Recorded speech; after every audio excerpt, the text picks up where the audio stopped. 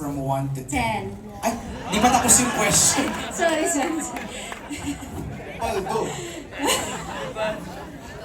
Ulit, gusto mo tapusin ko yung Ay, tanong? sige. Okay. Go ahead. Rate Joshua Garcia's kiss from 1 to 10. 10. Ayan, nag-isip pa. Care to explain? Hindi, kasi nakita niyo, di ba? Siya yung talagang grabe.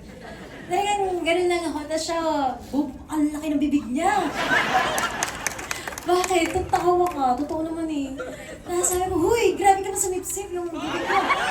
Yung lipstick ko nawawala. Tapos, ayun, okay naman. Magaling siya.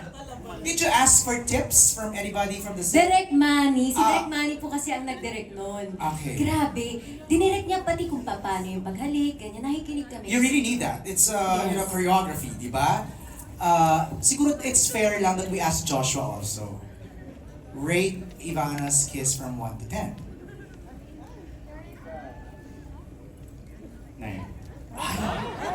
May room for improvement. Ay!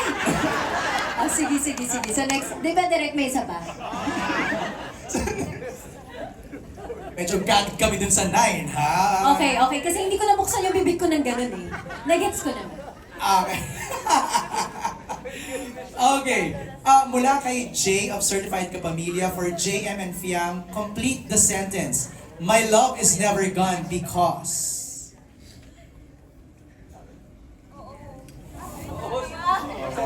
JM and Fiam, complete the sentence. My love is My never love gone is because... never gone because of you.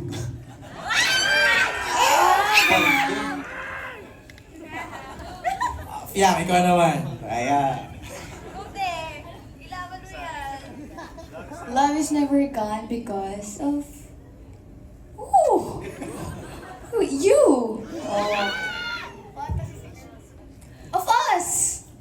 Of us. So when you say us, meaning... Ha? the whole cast. The whole cast. Cast, oo. Kasi love na love namin yung whole cast. Okay, sige na nga, Fiam. For Joshua and Ivana, the teleserye is titled Love is Never Gone. Pero sa iyo ba, ano ang isang bagay or ano-ano ang mga bagay na pwedeng magpasuko sa iyo para maging gone ang love mo sa isang tao?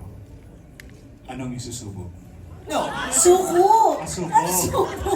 Sorry, naman na yun. Grabe! Eh, sabi ko, sorry pa ulit yan ang tanong. Okay, the teleserye is entitled Love is Never Gone. Pero sa iyo ba, ano ang isang bagay or ano-ano ang mga bagay na pwedeng magpasuko sa iyo para maging gone ang love mo sa isang tao? Ano yung mga bagay na pwedeng maging deal breaker? Ako para sa akin, ang cheating, lying, and ang hindi pagmamahal sa pamilya. Okay. Okay. Yeah. Pasok naman yun kasi sabi ko ano-anong mga bagay. So tatlong na rundown ni Ivana. Ako importante sa akin yung pamilya. Yan. Yun lang.